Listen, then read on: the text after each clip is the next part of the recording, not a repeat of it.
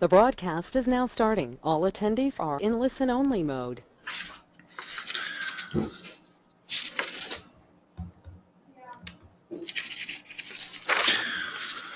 On behalf of RBCS and software test professionals, welcome to this webinar on specifying test tool requirements. I'm Rex Black, president of RBCS, a worldwide testing and quality assurance firm serving clients ranging from small startups to Fortune 20 global enterprises. Since 1994, we have delivered insight and confidence to hundreds of clients around the world.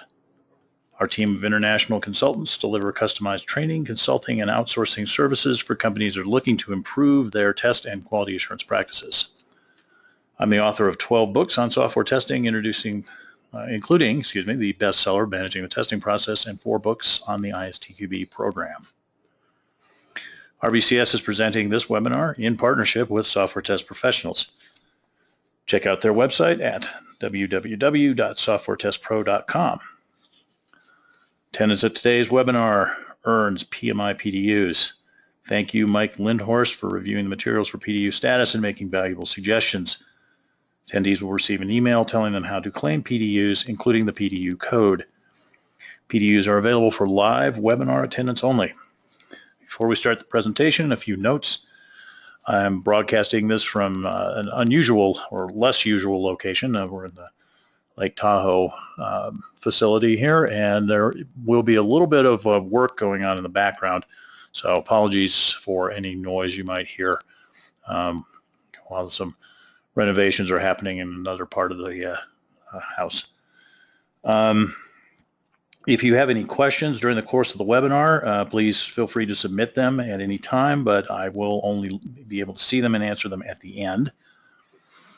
You do not need to ask for copies of the presentation. It's posted on the web. Go to rbcs-us.com, navigate to the resources tab in the upper middle, and from there go to the basic library. You will find it. By attending this webinar, you have automatically been registered for the free e-learning drawing. Watch your email over the next couple of days and watch the spam filter. I hope you enjoy this free webinar from RBCS. We do these free webinars as a service to the software testing community because at RBCS, we are a not just for profit company. So today we are going to talk about selecting tools. Let me close down Skype here, which might consume a little bit too much resource.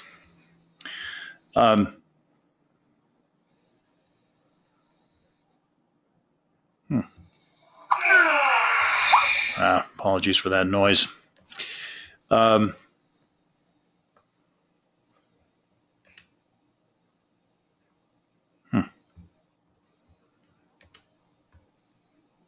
What just happened here?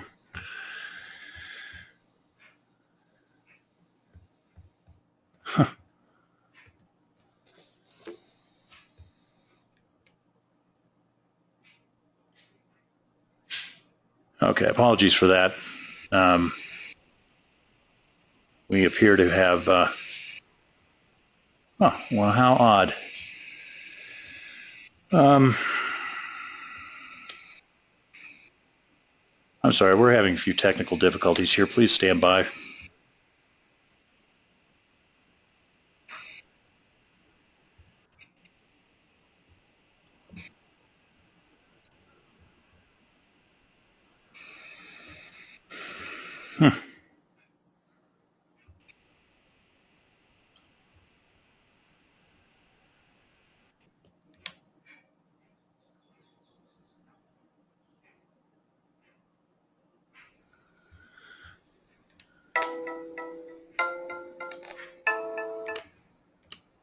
Check, check. Okay.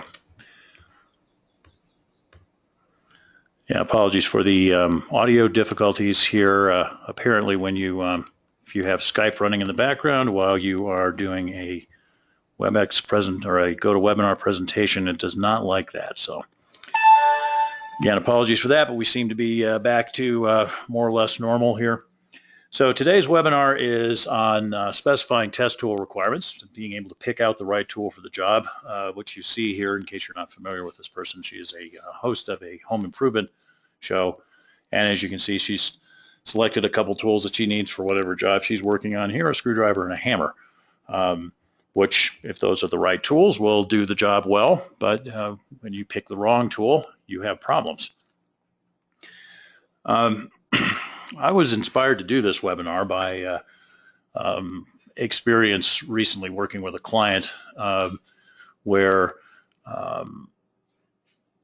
we were asked to help them, as I'll explain, select a test management tool. And I was glad to have this opportunity because I've seen this done improperly on a number of occasions where mistakes are made. People make hurried, incompletely informed decisions about the test tools that they want, and many times when I go in to work with clients, I find that they have abandoned a tool that they selected. So usually what has happened, or many times what has happened, is that the wrong tool was selected. It didn't really meet their needs, and that resulted in eventual abandonment of the tool. So rather than just immediately jumping into the, oh, I need a test management tool, let me just go out and start talking to vendors, I'm going to suggest that you start with a different process. So as I said, we did an assessment for a client, and usually that's looking at their test process. That's a typical assessment, but they added a couple other things. They wanted a maturity score, which usually I'm not a huge fan of prescriptive test maturity models, but they had selected TPI Next, or excuse me, TPI, the original TPI, which seemed to be the best fit for their purposes. And I'm not, as I said, I'm not a huge fan of prescriptive test maturity models. I think they have a sort of a one-size-fits-all approach to test process improvement that isn't driven by business priorities typically, or is not always well aligned with business priorities. But I find TPI to be pretty common sense. It's mostly bottom up. It's focused on making sure that you're doing the basics first, and then moving on to other higher level concerns. So I was happy to do that, and I was really happy to get an opportunity to help them figure out what test management tools they should look at via a objective and straightforward process, which I'll describe here in a moment. Now, the need for their test management tool was clear.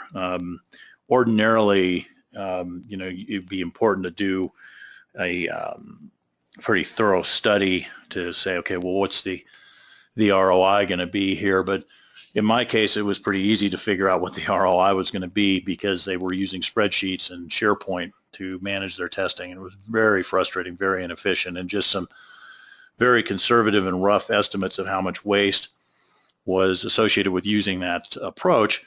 It was clear that within no more than 2 years, they would have reached break even. In other words, the money saved in terms of people's wasted time would have paid for the acquisition of the tool, including the training and rollout and everything, just because it would make them so much more efficient. In some cases, the development of the return on investment, or ROI model, is a little more complicated than it was here. So I'm glossing over it a bit in this case because it was so straightforward and so obvious. But I would say that if in general, when you're going to think about, I need to acquire a tool, first make sure that you've got a clear-cut return on investment analysis. There's a business case that you can present. All right, here is the 8-step process that we applied. As I said, if in some cases, when the return on investment is not immediately obvious through very elemental mathematics, you should add a step 0 here at the beginning, which would be to develop the business case.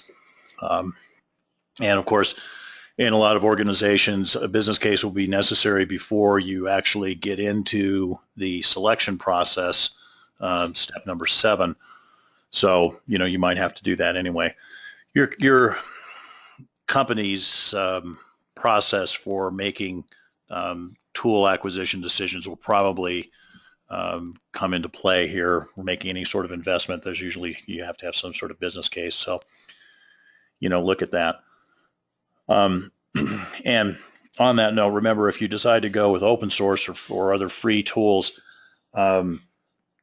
yes, the acquisition of the tool itself is free, but your time is valuable and the training of people is valuable too. So there are costs associated with that. So don't think, well, I don't need to worry about a business case because this is open source. It doesn't cost anything. Nothing is free. So 8 steps here.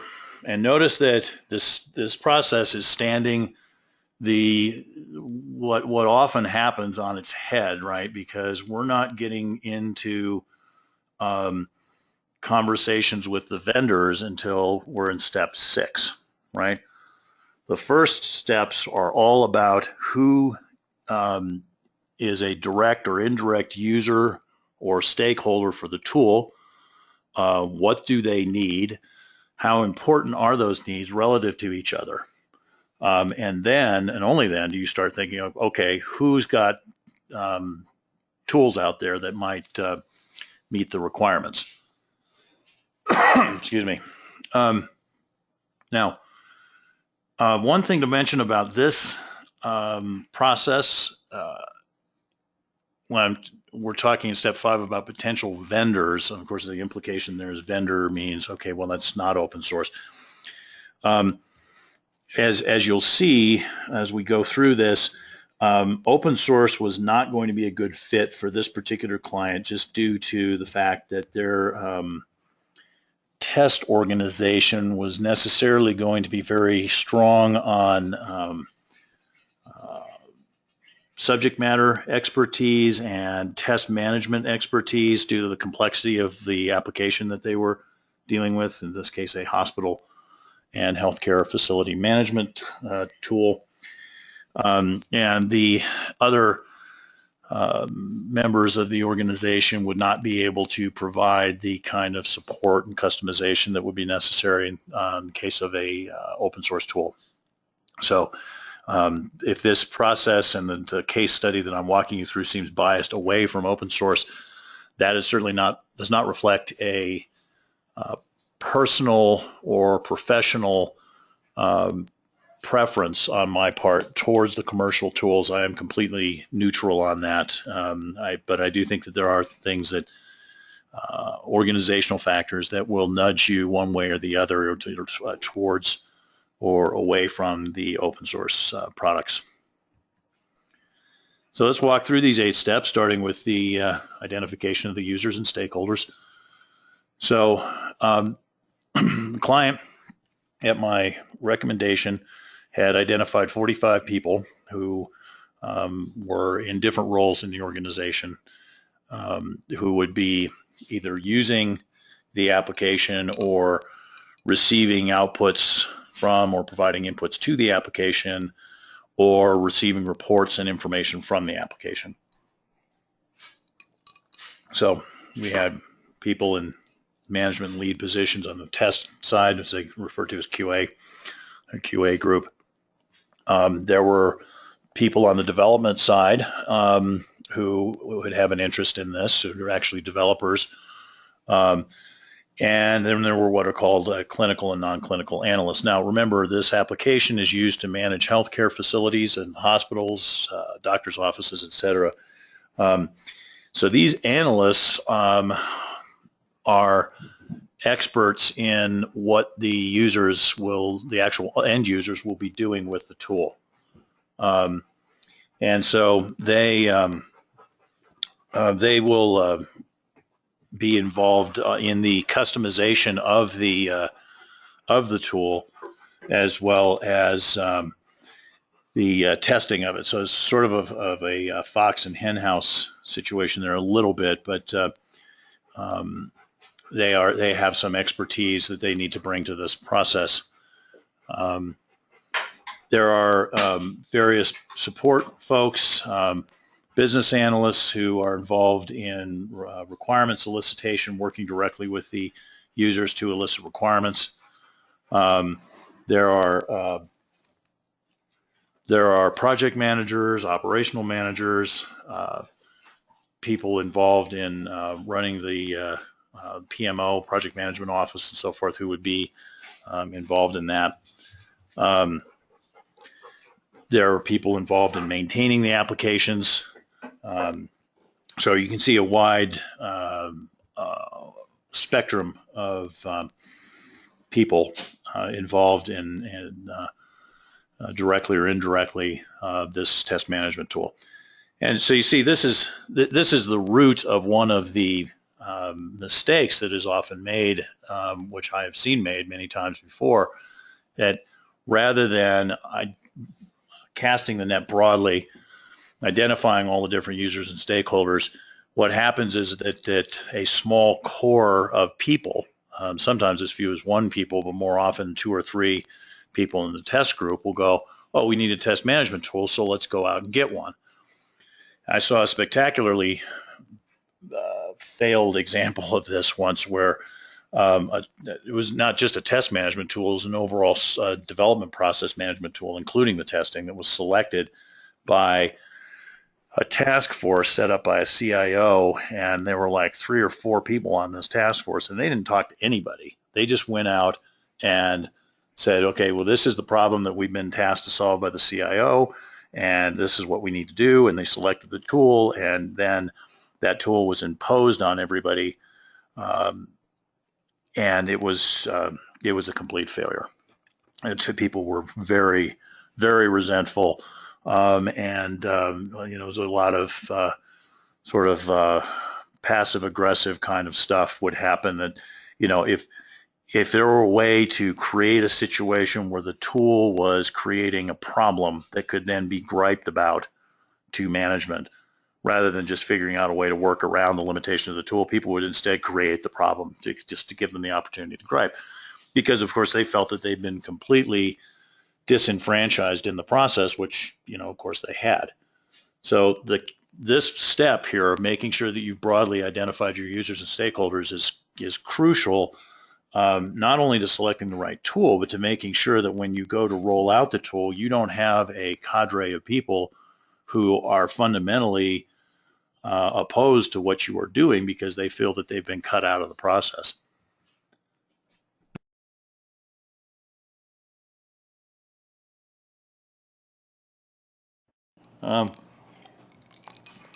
Pardon me to get a sip of iced coffee there. Okay, so we have 45 people, and we went through an interview process with them. Now, this interview process was sort of a double objective, or really triple objective. I mean, one thing was I was asking questions that would be typical of the standard assessment. The second thing I was doing was asking questions that were related to the TPI maturity model, which was, kind of semi-overlapping of the typical assessment. And then the third piece was talking about their specific tool needs and usage, and what's wrong with the current process as relates to the tool and so forth. So they're kind of overlapping, but it was a little different than the typical assessment interviews, which would have been very much focused on where are the opportunities to improve the process.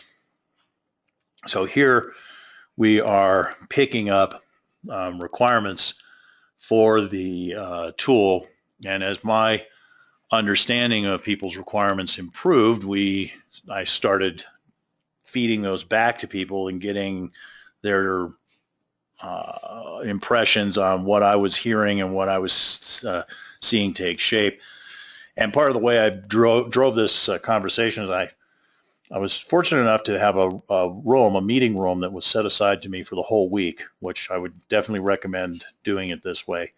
And there was a whiteboard in that meeting room, and on that whiteboard I had a diagram of the test management tool and the information repositories in the tool, and then other tools that would be sharing information with the test management tool. So for example, they were planning on acquiring a requirements management tool, And so one of the things that I wanted to do was to talk to, especially the business analysts, about what kind of import-export support, traceability support, and so forth was needed for that tool with respect to the test management tool. So that turned out to be a really good way to drive the conversation. Now, I'm kind of an old school guy. I carry around a notebook. I'm looking at it right now. A bound record book, red and black cover, 300 pages. I have these going back almost to the start of RBCS. And I could tell you, you could say, okay, 10 years ago, exactly today, what were you doing? And I could go back and find the notebook and open it up to that and go, I was doing this, because I take detailed notes on what I do. And so, yeah, you can say that's, dinosaur stuff, but works for me. And so I had 50 pages of, more than 50 pages of notes from this week of interviews with various stakeholders. And the client had a template, Excel spreadsheet template that they used for requirements. So what I did is I had the template up and I'm going through and I'm reading the notes and I'm just putting the requirements as I come across them into the template. Now, in a lot of cases, I had heard the same thing or similar things from multiple interviewees, no surprise there. So going through this process of scrubbing the requirements, putting them into the spreadsheet, ended up really clarifying the requirements in my head and, of course, on paper, as well as removing the duplication. So we ended up with a little bit over 100 requirements, got 109 requirements in 18 different categories. And those categories, some of them were functional and some of them were non-functional. So you see that we had a fair number of non-functional requirements. And that's really important to point out here too. If you use a template that doesn't have categorization for the requirements, and especially it doesn't make sure that you think about non-functional requirements, it's very easy to omit the non-functional requirements. And that's going to be a big problem if you do that. If all you're talking about is functionality, then you're going to miss out on things like, oh, well, we need to scale this up across 4 different locations with 150 people at each location, say, right? Now, you don't want to forget about a requirement like that, but it's easy enough to do if you've got the wrong requirements template. If you don't have experience doing this, then I would encourage you to seek out a business analyst in your organization and have them help you both before your discussions with the stakeholders and afterwards to make sure that you haven't missed stuff. Now, it's also important when you're looking at requirements that you think about priority. What's the relative importance of them? So I had gone through, as I said, just gone through this process of coming up with this unified list of requirements in an Excel spreadsheet. And so at this point, I felt like I had a pretty good handle on what people needed and how important they thought those requirements were, which is something I had talked to them about.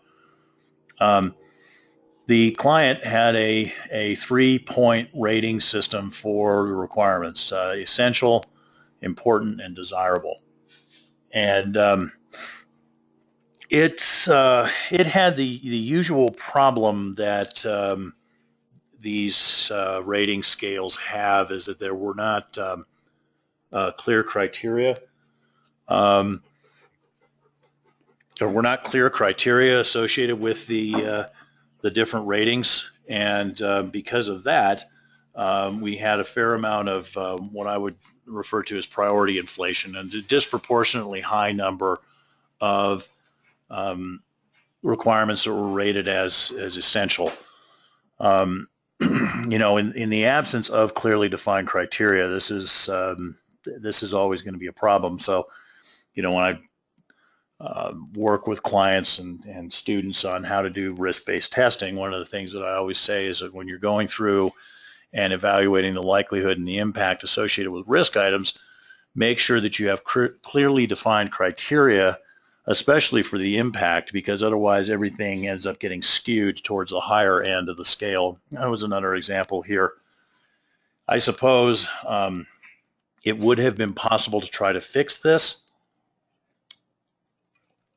I just didn't feel that the effort required to try to repair is a strong word, improve the requirement specification process. I felt like that could be a lot of work, and it was clearly not in scope for my engagement. So I just sort of accepted the fact that there was going to be some priority inflation.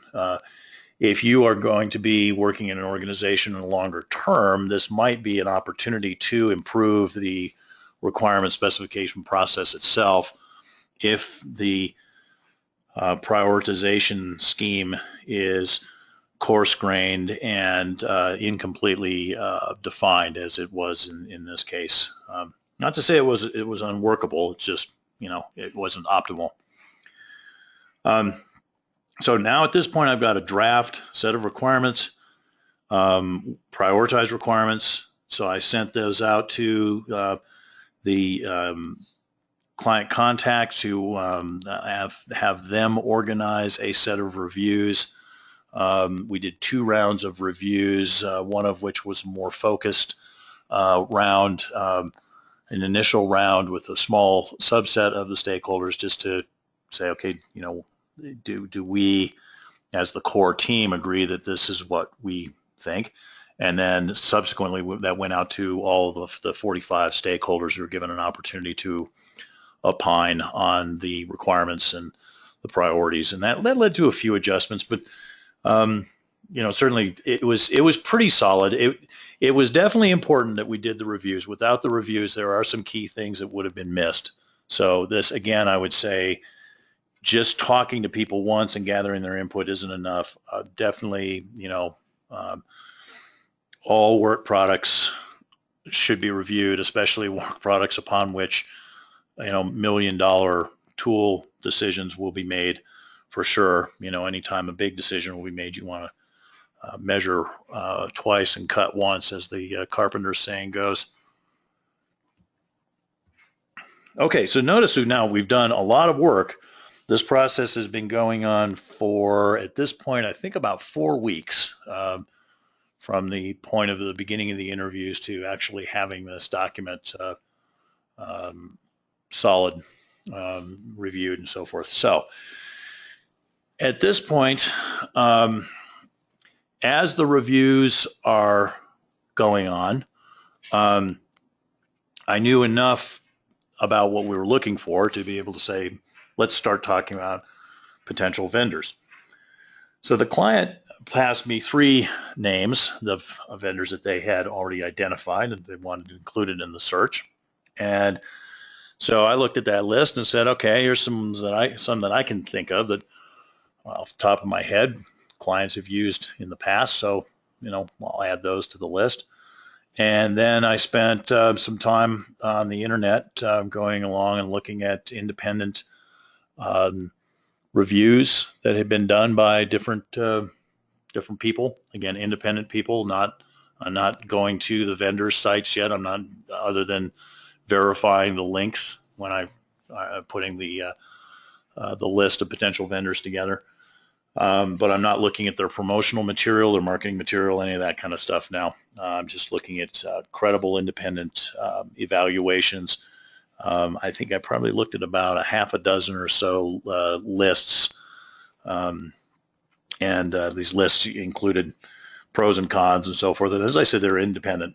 So ultimately, we came up with 21 tools that could potentially meet the client's needs. So, it's funny because a lot of times people, think about test management and they think about some of the big players, HP and IBM and so forth. And there are a lot of options out there, quite a few. And so this step is important too, because if you don't spend some time going through, beyond your own personal knowledge, but doing your homework here, you'll miss out on some vendors who could potentially meet your needs. Now, that doesn't necessarily mean that you're going to select the wrong tool, but it certainly increases the likelihood that you would select the wrong tool, and it definitely increases the likelihood quite a bit that you would select a suboptimal tool.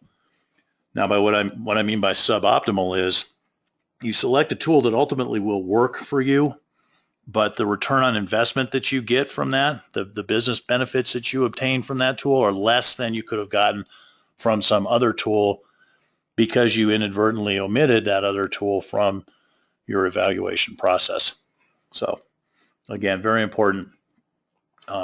Cast the net widely here too, just like with the users and stakeholders, so that you don't leave anybody out. Now, you might be thinking, well, gee, every one of those potential vendors is work that I have to do. I'm going to show you in just a minute how you avoid that problem. And once I had identified these 21 potential vendors, what I did is I contacted them anonymously and said, I would like to start a assessment process of your tool against a set of requirements. Now, when I say anonymously, I'm not anonymous here. Obviously, they know who I am. Some of the people I was in contact with knew me by name, like, oh, Rex Black, yeah, I know who you are. Interestingly enough, there were some who didn't.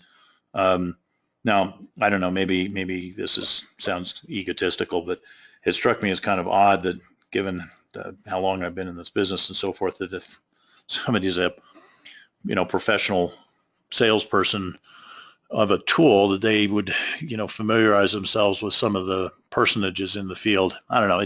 I didn't hold that against them one way or the other. I just found it kind of an interesting observation of how many of these tool salespeople were like, oh, who are you? And I didn't say anything. I just said, well, I'm representing a client who chooses to remain anonymous at this time and wants me to get in contact with potential vendors and have them self-assess their test management tool.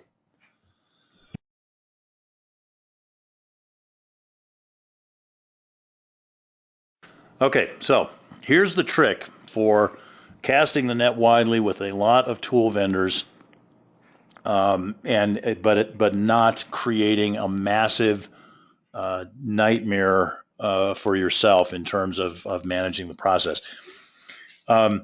What you do is you send them the requirements that you've gathered, and be careful that you've anonymized the requirements so that you've stripped out any information that could allow them to identify who they're evaluating the tool for. And that stuff can be lurking in the spreadsheet. Now, obviously, it's easy for me to do this as a consultant because my email address is my own company name, and I can just say I'm not going to tell you who the client is. Now, suppose you are an employee of the company. What do you do if you want to preserve this anonymous nature? Well, you could set up a Gmail account and run the whole thing through the Gmail account.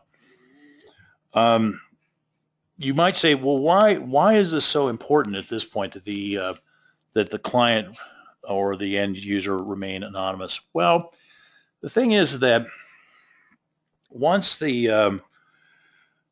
find out, the tool salespeople find out who the company is,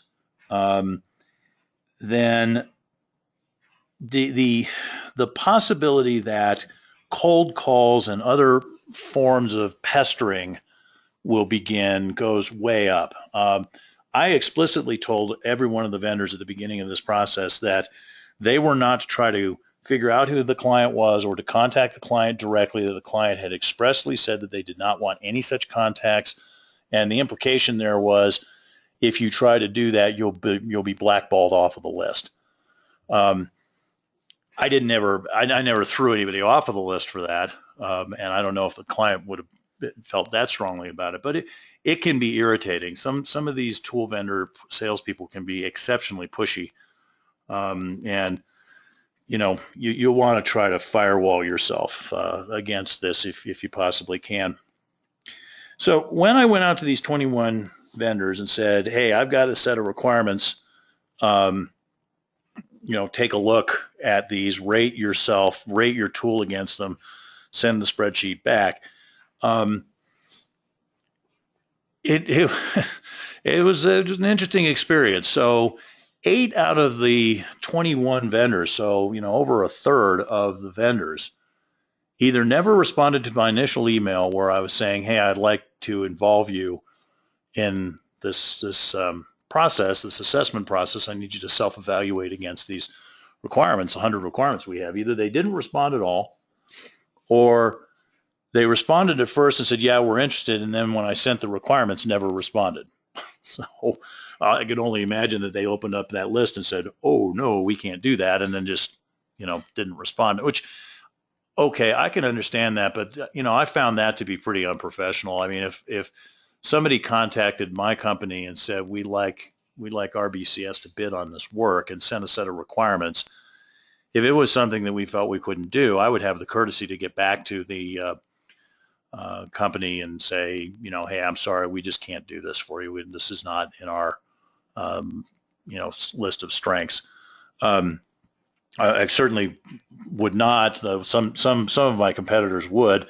I would not say, hey, I know about this other company that could do this, because that there's generally very little upside to a tool vendor or consulting company in recommending one of their competitors, because if things work out with said competitor, then you might never get a call from that company again. And if things don't work out, then you're the fool that sent them to them. So I usually say, no, sorry, we don't provide any sort of cross referrals for that, but thank you for the opportunity to bid on your work.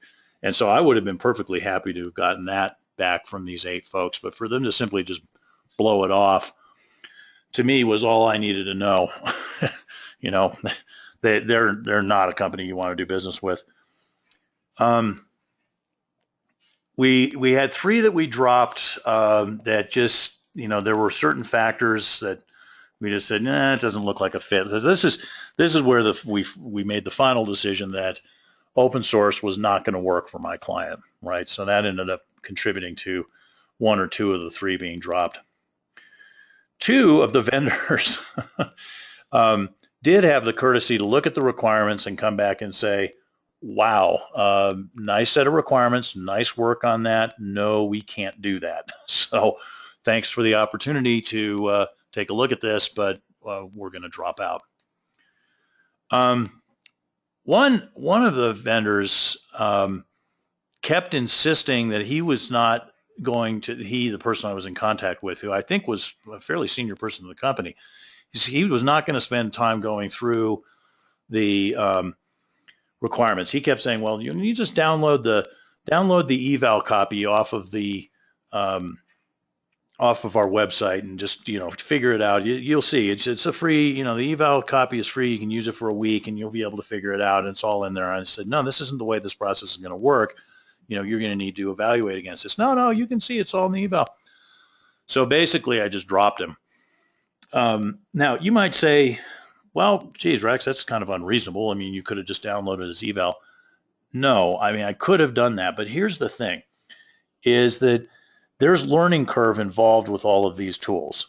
And if I had said that I'm going to spend time going through eval copies of 21 separate tools and figuring out whether they did or did not meet the requirements, then it would have taken me, probably, I guess, 5-6 hours per tool. So you'd be looking at 3 weeks of work. And, why should I do that? These people are asking for money. Let them earn it, right? So, maybe I'm taking a tough line on that. Maybe you've got a softer spot in your heart for tool vendors. But I've been in this business quite a while, and I've seen some stuff that's sort of has led me to believe that, nah, the tool vendors really ought to earn their money here. They really should work for it. The sale should not be something that just happens without any effort on their part.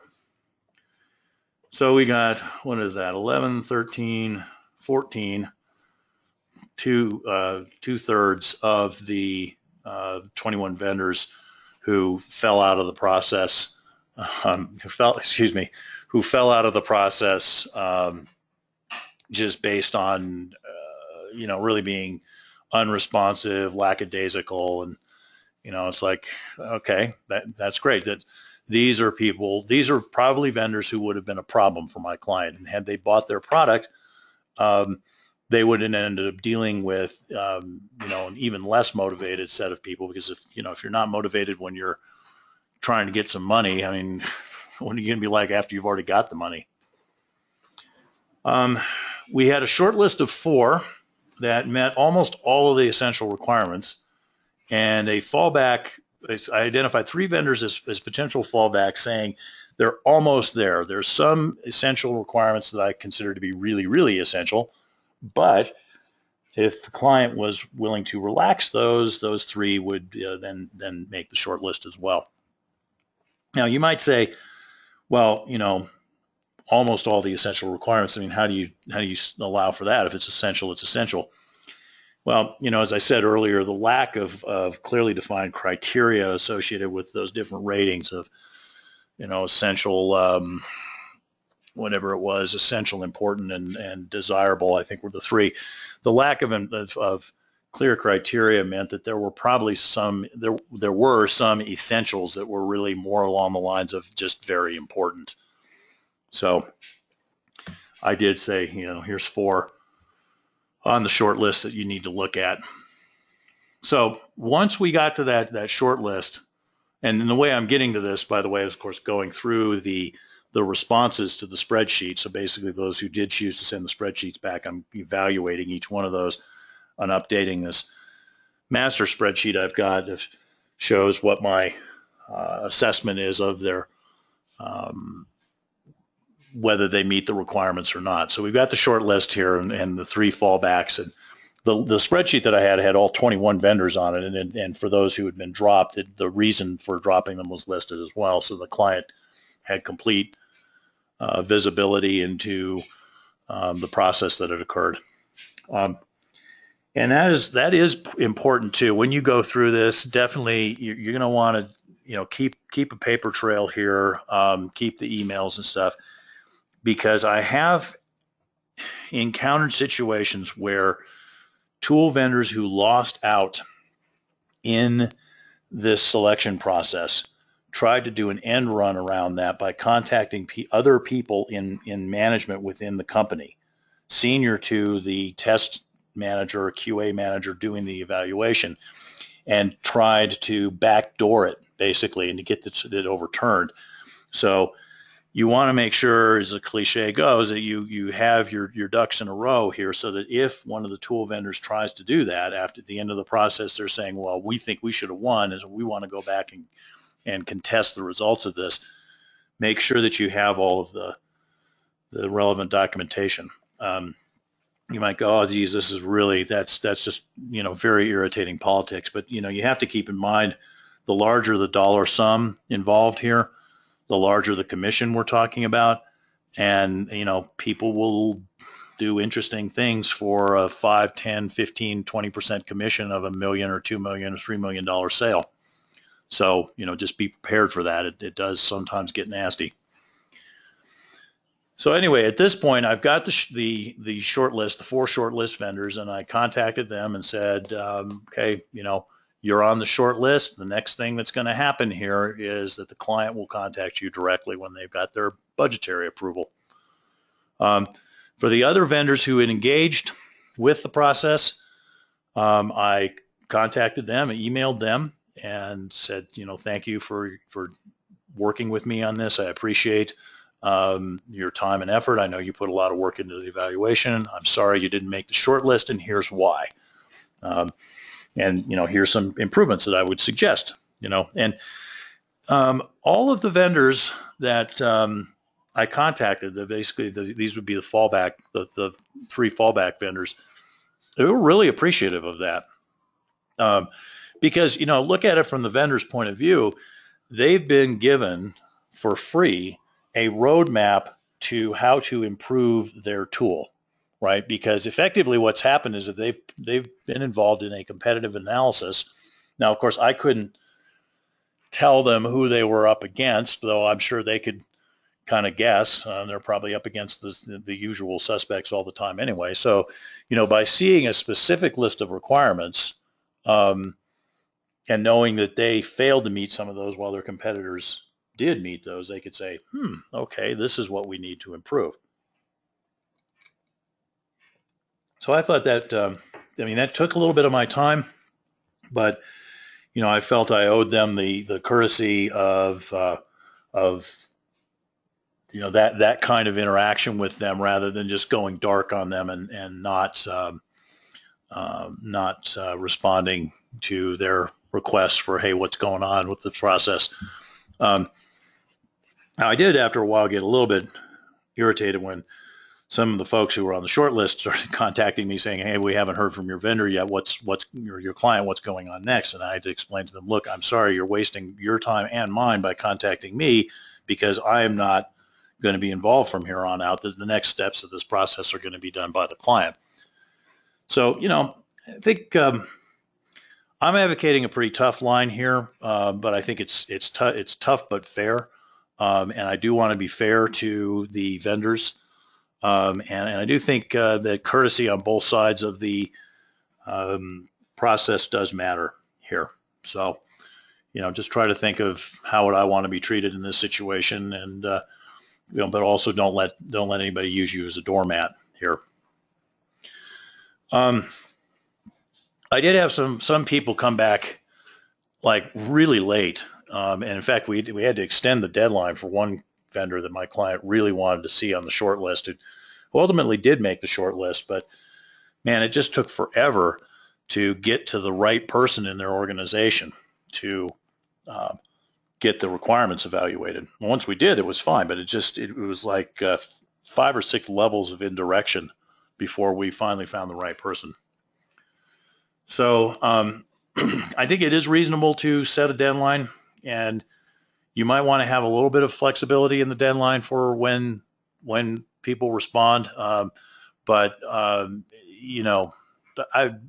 don't let it go on forever because, as I say here, if you have to chase a vendor around to give them money, what kind of chasing them around do you think you're going to have to do after they've already got your money? So, that's you want to make sure that you're not getting yourself in a situation where you're selecting a good tool with a bad vendor. If you're going to be relying on the vendor for support and so forth, then I think you can take some cues as to what kind of support you're going to get, just in terms of how responsive are people during the sales process. Now, this would be the point where I'm sure a lot of you would want to ask me who are the companies on the short list, and I've signed a non-disclosure and confidentiality agreement with my client, so I can't tell you. But I would say this, that even if I did tell you, that information would be not as helpful to you as this presentation itself is and the process I've laid out. People look for these shortcuts for tool selection, and the thing is, apologies for the passing motorcycle there. The thing is that there isn't a shortcut to doing it right. The shortcut leads to doing it wrong. So if I gave you the 4 names off the short list right now, what I worry about is that someone might hear that and go, oh, cool, well, that saves me all that other stuff that Rex did. I'll just start with them. But you have to remember that this short list was measured against my client's requirements, not your requirements, my client's requirements, and the users and stakeholders within that organization who identified those requirements. That's who it's a fit for. It's not necessarily a fit for you. Those tools might not be. My client is in a very unique place in terms of the kinds of testing that they are dealing with, the kind of product, the testers that are testing the product, the kind of customization of the product that's going on. It's a very unique circumstance. And if I just said, oh, well, here's the 4 names we came up with, I'm afraid that some of you, hopefully very few of you, but some of you might go out and just go, oh, well, I'm going to skip all that other stuff and start with them. So at this point, my work is winding down. I gave my assessment report. It was 136 pages long. One of the first things I got to them was the short list, because I wanted them to be able to parallelize that and the maturity rating. Of those 136 pages, most of it was by evaluation of their process, but 24 of the pages were about the tool selection process that we'd gone through and how we came up with the short list and my summary of the people on the short list. And then there was 16 pages saying, okay, this is what you need to do next to pilot, select, and deploy the tool. And at that point, I had handed this off to the client, and they are off going through their budgetary process to get funding and to select the tool. That might very well have started now. One of the few downsides of being a consultant is that sometimes you come in and do these really fascinating engagements and then don't necessarily have a lot of visibility into what happens next. But that's perfectly reasonable. I did my work for them and what they wanted me to do, and they're certainly not under any obligation to keep me informed. So they're off doing their own thing. And then that's something else to keep in mind. If you engage a consultant to help you with this process, don't let that consultant just sort of invisibly upsell you. And because one thing that I could have done here, I don't do this, but I could have done this. Some consulting companies might do this, is to just automatically deliver this report in such a way as to basically use it as a sales vehicle to upsell the client so that the client is sort of stuck buying more services. I've seen this done before. Just a couple years ago with a very large client that shall remain nameless, and engaged a very large consulting company that also shall remain nameless. And when I read that consulting company's assessment report, it was basically a very glitzy, over-executed, over-diagrammed sales pitch for here's why you need to hire us now to come in and do hundreds of thousands of dollars of follow-on work. So maybe that works for the consulting companies, but our philosophy is a little different than that. We don't upsell. If client wants us to help, we tell them how we can help, and we're happy to help, but we're not going to try to upsell them on that. Certainly a deliverable to a client should not be a sales pitch.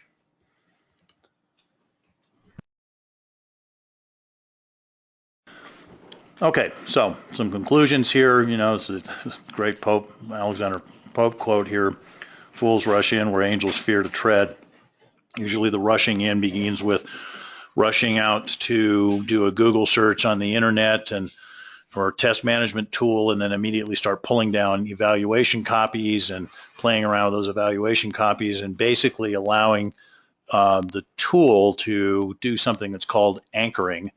Anchoring being it anchors your thinking about what you need and what your requirements are, what your expectations are. Your thinking becomes anchored to what you've seen the tools do. So instead of doing that, instead of taking that shortcut and painting yourself into a box, how about you start at the beginning, which is who's going to use this and what are they going to do with it? Now you might say, this sounds like it was a lot of work, Rex. Well, I don't know. It was about probably 20 to 30 hours total. The assessment was more than that. The assessment was 120 hours total, and of that, about 20 to 30 hours were spent with the process that I just described. And those hours were spread out over 8 to 12 weeks. So, this is the kind of thing that you really can absorb as a, sort of background task while you're managing a test project, for example. Now, obviously, if it's a very intensive one, it might not be something you can do. But if you're running a project that's, going along pretty smoothly, And you can carve out 3 or 4 hours here or there in any given week, then you can execute the process that I showed you and protect yourself from making a rash and ultimately flawed tool selection decision. So on that note, we will put up the advertisement here and go to Q&A. So let's see what we got.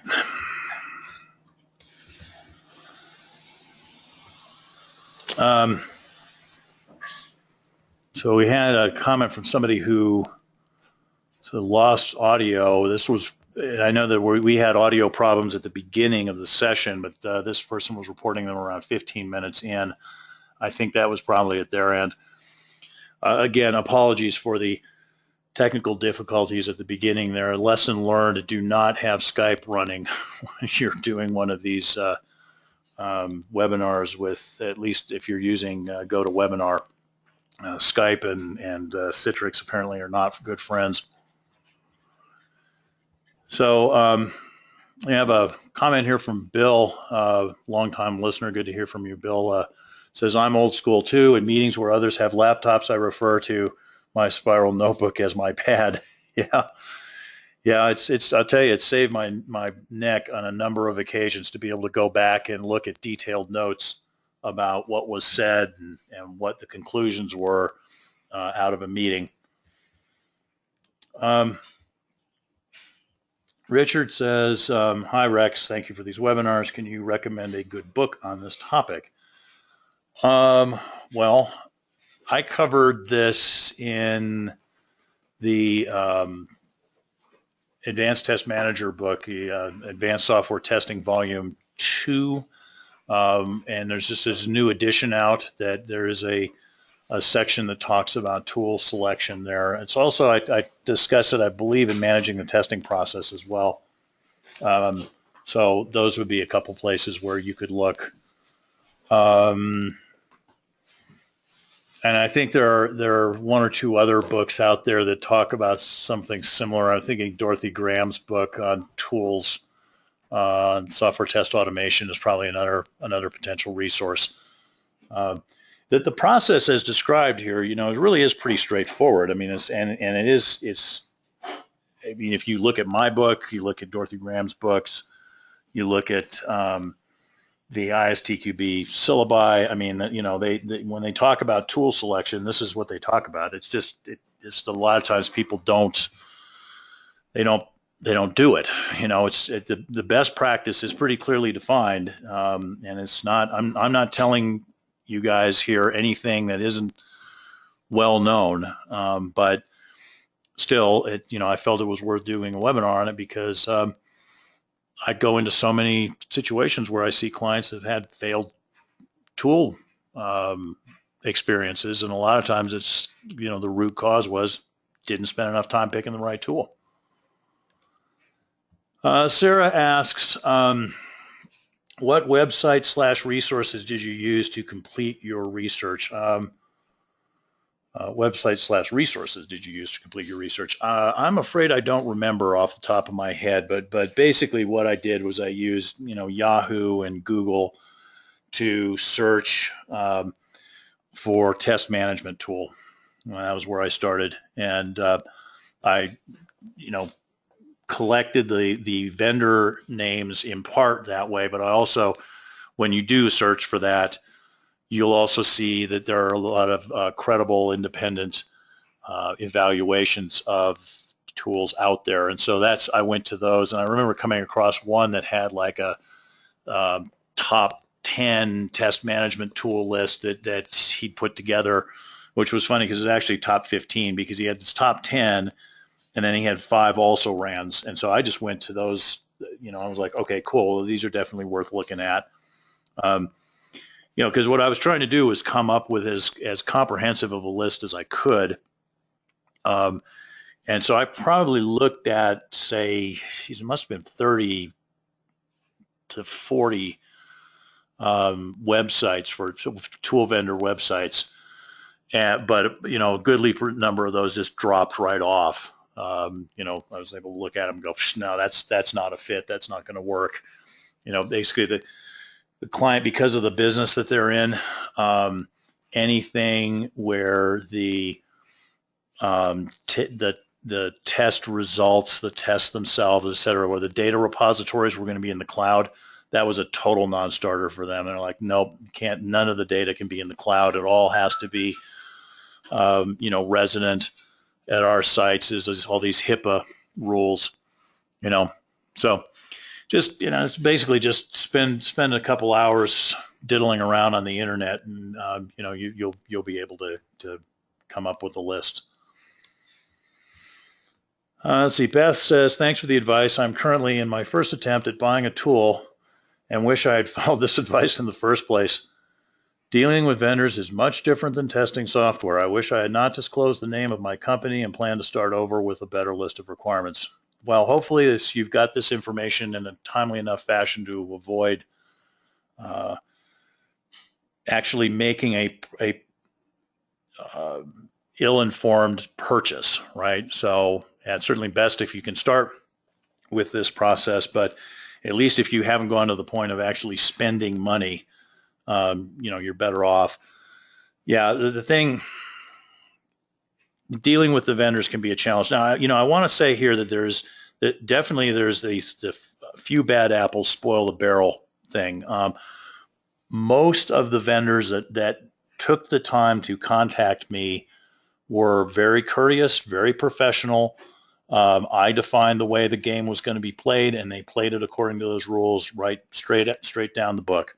But one or two kind of tried to get pushy, and I have seen situations before where some of these salespeople got extremely pushy. And it's, again, that's not everybody. They're not all going to do that, but it only takes one or two of those experiences to really, well, for one thing, cause a lot of frustration and irritation on your part, and to just put a sour taste in your mouth on the whole process. So I'm not surprised.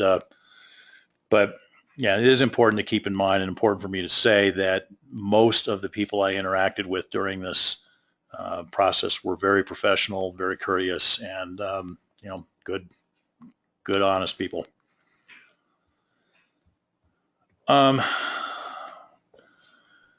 Leone, I hope I'm pronouncing your name right, because I know that you've been on these a lot, Leone, but I hope I'm not mispronouncing your name. Can you give some examples of the requirements that were used? Well, let's see. So we had non-functional requirements related to scale and security. There was, some real particular needs there. It was important, as I said, that none of the data reside in the cloud, because it had to be 100% secure, because some of the data that was going to be used was going to be actual production data for some of the testing. Functional information. This application had, well, as I said, it's a healthcare management system. Okay, so you can imagine that what you're managing there is data associated with things like patients and medications and rooms and doctors and nurses and so forth. And this information goes through different flows, and it gets handed off to different people at various points in the flow. Like, so let's say somebody comes in, emergency room, multiple gunshot wounds, right? So there's a flow that is associated with handling somebody with that kind of life-threatening injury, or, to be less dramatic about it, they fell off of the roof and landed on a rake, a solid rake, and then they got puncture wounds all in within the rake, right? Any of those sort of critical injuries, there's a certain flow associated with that, and different people in the hospital are responsible for different parts of that workflow. So it's very important that the tool be able to handle a situation where you had test cases where each test case was going to be associated with a single participant's steps in that workflow, but then those would be tied together as preconditions for the subsequent steps in the workflow, because there's a flow, there's a chain, right? And so the tool had to be able to handle knowing when a particular test had been finished and notifying the owner or owners of the successor tests that were now could be run because the predecessor test had been finished. That's kind of a unique requirement, but other types of products and systems might well have that same kind of requirement. So, that's just an example of how detailed we were. So we weren't just going to, we need to be able to manage large collections of test cases and test scripts. No. We had to really think about how does the process work, and that's why spending time with the folks who are going to be doing the testing, talking about specifically how the whole process worked was really important, and getting a sense of how to handle traceability. That became really interesting because traceability, the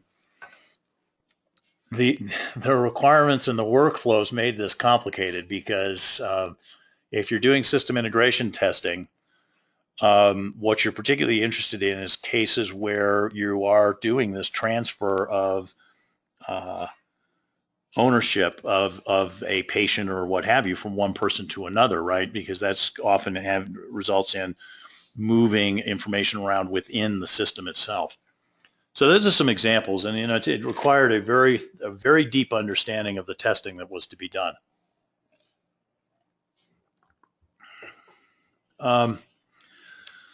Let's see, Sabine says, my organization is project-minded, for example, application modernization for customers. They want to have one tool for all projects. Do you think this is possible? Well, it might be. This was certainly one of the things that we were struggling with this client, because most of the testing work that was being done on this commercial off-the-shelf but highly customized application that they were using for managing these healthcare facilities. And when I say highly customized, not only is it customized to their workflows, customized to each facility, which made it really interesting because the way that things were tested was somewhat different for each of the facilities. But so not only did they have that, but they also had stuff that they were developing and testing that were like these little utilities that would, allow them to process data that was just simply internal to them, and it wasn't internal within their IT shop rather than related to the hospital. So it was very interesting to talk to them too and go, okay, well, what do you need in terms of test management? And so yes, if you're going to try to use the same tool across all your projects, and again, you need to throw your net very widely and make sure that you are talking to a wide range of stakeholders, because if you just talk to the people who, if we had only talked to people who were testing this large customized commercial off-the-shelf healthcare management app, that would lead to us selecting a tool that would not necessarily have had the flexibility to scale down to these smaller projects where you've got 10 people working on something for 3 to 6 months, which they did have projects like that.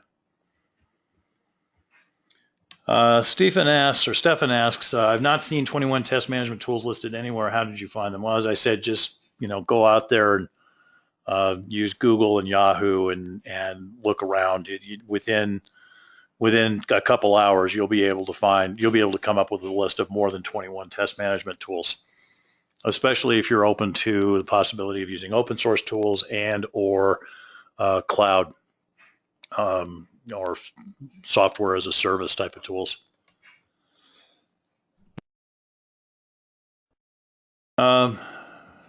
Bjarke, I hope I'm saying that name right. Bjarke asked, did you have to consider / use any market analysis reports like Gartner in your selection process?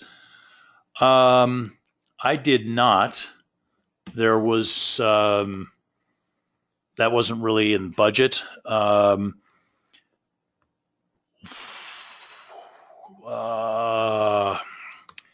So I have seen some of those reports that I thought were good reports that were value for the money. But I've also, some of those reports, when I look at some of these analysts, I don't think that they know enough. I just don't get the sense that the analysts that would be doing this type of market analysis would actually have experience as test managers.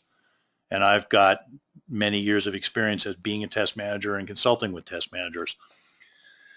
So I guess I'd be inclined to be skeptical about the value that would be delivered. And I've seen some of those reports where that's kind of been confirmed. Again, I've seen some analyst reports on testing, the testing market, that are not bad. They have value for the money, but I don't think I needed them.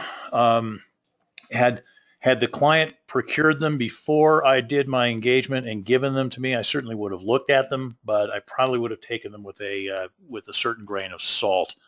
I think the market analysis reports that Gartner and those groups can put forward can be very useful when looking at macro kind of stuff, like the size of the market for testing and how much money is spent on testing and so forth. I think they come up with some pretty good numbers for that. But this more micro kind of stuff, I don't know. They can certainly help you look at the commercial viability of the vendor, which, if you're worried about that might, that's a potential resource. But I'd be a little hesitant on going out and spending a lot of money on those reports, especially if that were to happen in lieu of the other parts of the process that I described. I think you could add this step, consult the market analysis reports as part of preparing your short list, but I would not delete any of the steps out of the process I showed you just because you had those reports. Zoltan asks, what is your top reason to not customize tools like Jira for test management? Okay, so in this case, I personally, I think that's fine. In this particular case, the client did not have the capability to do the kind of in-house customization and support that would be associated with using any sort of open source approach. So that's one of the things that drove us away from that. Now, Jira and Rally and some of these other tools that have come out of the Agile world, some of them do have test management extensions to them. Some people try to use them as test management tools without the extensions, some with the extensions. I'm afraid that I have not heard very good reports from my clients there. At this point in time, it seems like your choice is to buy a test management tool that was created by professional testers and test managers with test management specifically in mind, buy or acquire open source. Such a tool specifically designed for test management without regard to the life cycle to be used. It will probably be somewhat waterfall-y in its thinking about testing. Those tools, most of those tools are, because many of them have been around a while. And so it will be very good at managing the information you need to manage as a test manager, but it will be kind of prickly when it comes to making it work properly within an Agile environment. Alternatively, you can go with a Jira or a Rally, a tool that was designed specifically around Agile and clearly not designed by people with an extensive background or experience as test managers and testers. And even with extensions to that tool,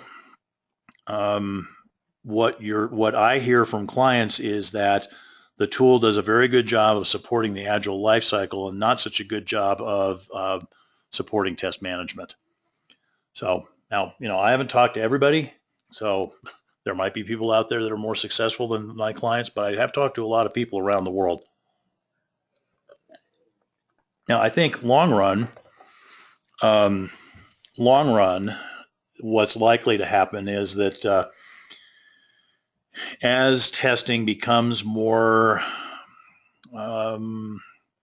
mainstreamed within Agile, as the initial limitations of the folks who developed Agile methodologies, who were not by any means test-focused folks, as that starts to become less of a problem, and people get more professional about what testing, how the testing profession fits within Agile life cycles, eventually that problem will go away. But for the moment, I think we're stuck. Those of you who are working in an Agile environment are stuck with the fact that you're going to compromise one way or the other. You're either going to compromise on the test management focus of the tool, or you're going to compromise on the Agile focus of the tool.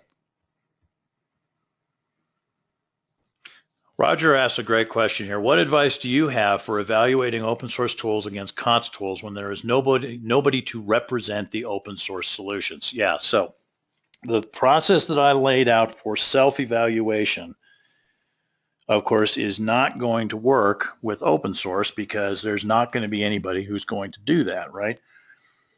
So what you're going to need to do here is, of course, be a little more selective in the open source tools that you look at.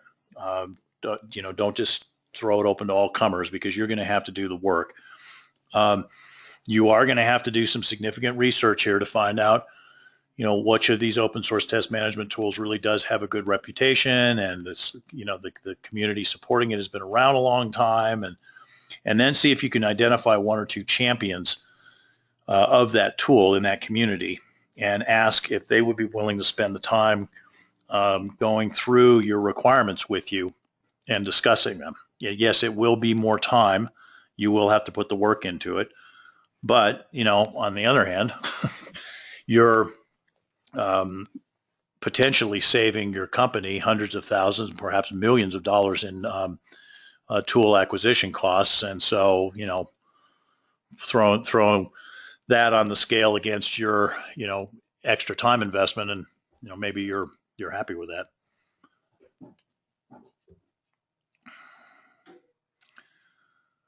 Zoltan asks, what do we need to measure after implementing a test management tool? What are the most interesting metrics for the management?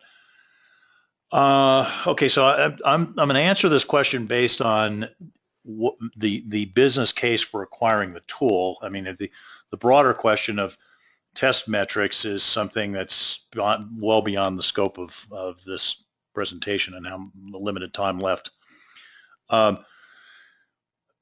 So we'll start with the narrow focus in this particular client's case.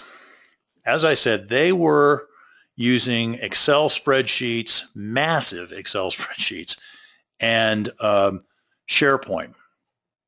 And that was their test management tool. Though I would say, actually, they're also their test management tool, believe this or don't, was to have all the testers co-located in a test lab, which was a very large meeting room, with manila envelopes containing the tests themselves. And when each tester played the role of a particular participant in the workflow, and that had to do with what they knew. And when they reached the end of what they knew about, they would walk across the room and find somebody who had the skills to represent the next few steps in the workflow and hand them that manila folder. It was basically a token system that they were using to manage testing. And so you can imagine, the cost. There was a lot of hurry up and wait. I roughly estimated that people probably spent in excess of 25% of their time not doing what they were there to do. And in a number of cases, these people had traveled too, because they were located at other offices. So they would travel in for these test cycles, which could last for weeks. So, you've got people driving back and forth, in some cases flying back and forth in hotel rooms.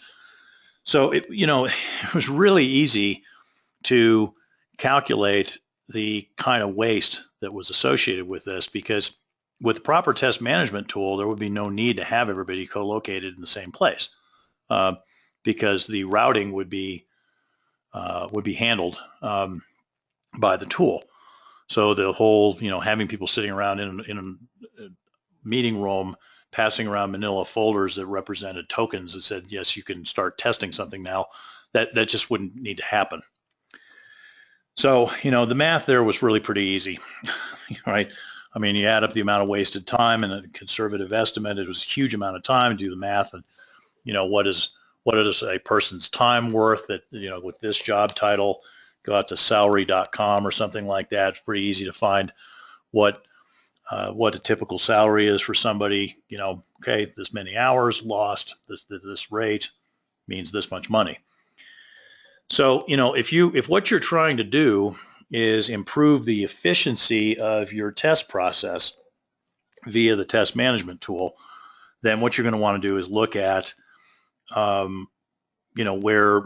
there's waste, right, in your process. And of course, your tool requirements have to show how the test management tool is going to make that waste go away, right? So that's why routing, the routing of the test cases that I discussed before, the predecessor and successor test case dependencies, that was very important as a set of the requirements, subset of the requirements. There are multiple requirements related to that. It was very important because if the tool couldn't handle that, then we were still going to be stuck with everybody sitting in a room. Yeah, there wouldn't be the manila folder, but you'd still be waiting for the test management tool and the other tester to basically do the handoff, and it would have to be a manual handoff, right? Now, if you're trying to improve something other than efficiency, this can get a little bit more complicated, because you can say, well, right now we're not getting the insight and information that we need out of the test management tool. Well, that's a little more squishy. Like, what's the value of the information? It can be hard to quantify that, and attempts to quantify that can be challenging. I mean, so what I would do in that situation is survey the stakeholders who are receiving information from the test management tool and identify their points of discontent, and then have some thought put into, how much money are we willing to spend to make this particular problem go away. And then after you've implemented the tool, of course, you need to resurvey to make sure that you have actually achieved that. So Zoltan, this is all just about the business case, as I described before, making sure that you've got a clearly defined business case.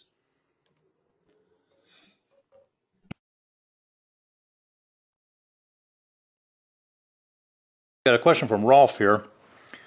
What prior experience did your client have with test management tools? Did the requirements and their priorities turn out to have been sufficient/correct? Prior experience, some, I'd say probably about 5 or 6 of the people that I talked to out of that 45 had some experience using some commercial test management tools. The rest of them did not. So it was a nice mix, because it was good to have people coming in and just talking about their requirements without having been anchored by previous experience with said tools. Let me take a drink of water here. That's better. Dry mountain air sometimes gets my throat. So there's a mix of experience, mostly not experienced.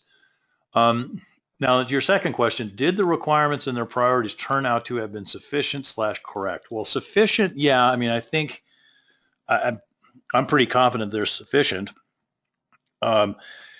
In terms of being sure that they're sufficient and knowing that they were actually correct, I mean, there'll be no way of knowing that until 18 to 24 months from now, assuming that my client is actually rolling out the test management tool about at this point. The assessment that I did, the assessment itself happened in January. The report, shortlist, and everything, I think I got that to them like in March or something. So they're probably still working through the budgetary process, being a large organization. But it takes a couple years to know whether these things turn out. turn out well. The process as outlined, though, this is a case study in using it for one client. This is a process that I've used with other clients, and I know that this does work. Now, I mean, is it perfect? Is it guaranteed to never lead to any kind of tool choice mistake? No, I mean, of course, it's still possible to make mistakes, but if you put it up against the default process, which is go out, find, the top vendors on the internet, or maybe even don't even bother to look on the internet, just go, oh yeah, in the last company we used Quality Center and we all loved it, so let's buy that. That is clearly much more likely to break down, that kind of process. Okay, well, so that's a nice set of questions there. Thank you all for those. To close, a bit more about the resources that are available. We run these free webinars once a month. The next one will be happening in just a week, though. This is the end of June, and the July webinar will be in the beginning of July. So you'll want to go out and check our website, rbcs-us.com, to sign up. The next webinar will actually be very much focused on free tools. So this was sort of kind of tilted towards maybe not ignoring free tools, but there was a lot of focus on commercial tools. The next webinar is going to give you some case studies in successful use of free tools, so you might like to catch that. If you would like a special webinar presentation for your company only of this webinar or on any other topic related to software testing, send us an email, info@rbcs-us.com, or contact us via our website. If you don't already receive our regular free newsletter, you can sign up at rbcs-us.com. By signing up, you'll get valuable discounts on consulting and training services, along with a regular newsletter that includes a featured article on software testing and quality and news about what RBCS and its partners are doing. Follow us on Twitter, or at RBCS, or at Leica Test Dog, as you can see here. We're also on Facebook, RBCS-INC. Do remember to check your email over the next couple days, because you could be the lucky winner of the free e-learning course. Check out our digital library, recordings of these webinars. If anybody missed this webinar or could benefit from it, it'll be posted up there in about a week. There are also podcasts and videos. You can subscribe to the podcast via the RSS feed on our website or via iTunes. We're also on YouTube, the RBCS channel, so recorded webinars and videos are available there as well. These are all free resources, which we offer as a service to the software testing community, because at RBCS, we are a not just for profit company. This concludes the webinar. Thanks for joining us today. I hope you have a great summer.